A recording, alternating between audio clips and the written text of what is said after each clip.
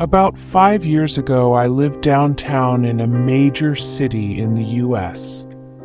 I've always been a night person, so I would often find myself bored after my roommate, who was decidedly not a night person, went to sleep. To pass the time, I used to go for long walks and spend the time thinking. I spent 4 years like that, walking alone at night, and never once had a reason to feel afraid. I always used to joke with my roommate that even the drug dealers in the city were polite. But all of that changed in just a few minutes of one evening. It was a Wednesday, somewhere between 1 and 2 in the morning, and I was walking near a police-patrolled park quite a ways from my apartment. It was a quiet night, even for a weeknight, with very little traffic and almost no one on foot. The park, as it was most nights, was completely empty. I turned down a short side street in order to loop back to my apartment when I first noticed him. At the far end of the street on my side was the silhouette of a man, dancing. It was a strange dance, similar to a waltz, but he finished each box with an odd forward stride. I guess you could say he was dance walking, headed straight for me. Deciding he was probably drunk, I stepped as close as I could to the road to give him the majority of the sidewalk to pass me by. The closer he got, the more I realized how gracefully he was moving. He was very tall and lanky, and wearing an old suit. He danced closer still until I could make out his face. His eyes were open wide and wild, head tilted back slightly, looking off at the sky. His mouth was formed in a painfully wide cartoon of a smile. Between the eyes and the smile, I decided to cross the street before he danced any closer. I took my eyes off of him to cross the empty street. As I reached the other side, I glanced back and then stopped dead in my tracks.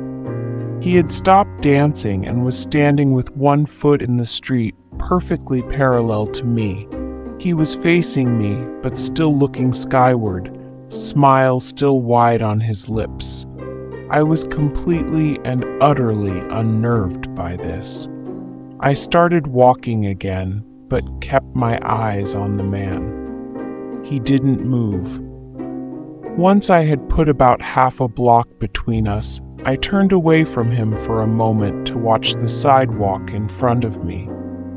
The street and sidewalk ahead of me were completely empty. Still unnerved, I looked back to where he had been standing to find him gone. For the briefest of moments I felt relieved, until I noticed him.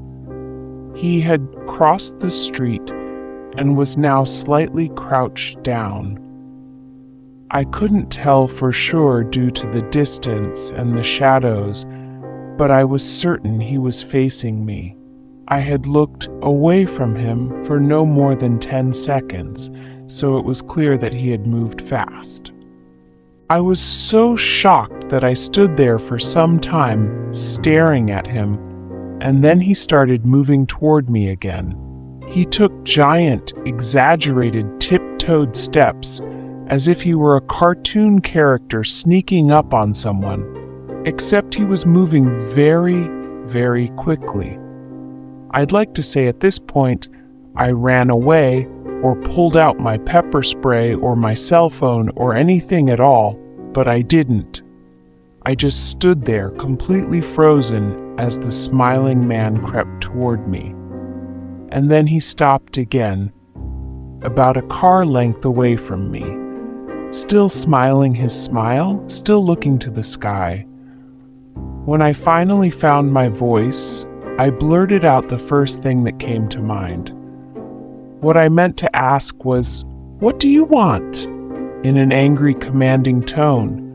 What came out was a whimper. "What?"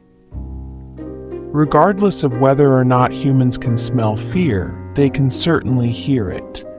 I heard it in my own voice, and that only made me more afraid. But he didn't react to it at all. He just stood there, smiling. And then, after what felt like forever, he turned around very slowly and started dance walking away. Just like that. Not wanting to turn my back to him again, I just watched him go until he was far enough away to almost be out of sight. And then I realized something. He wasn't moving away anymore, nor was he dancing. I watched in horror as the distant shape of him grew larger and larger. He was coming back my way, and this time he was running.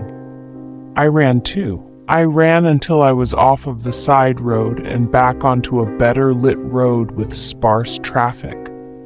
Looking behind me then, he was nowhere to be found.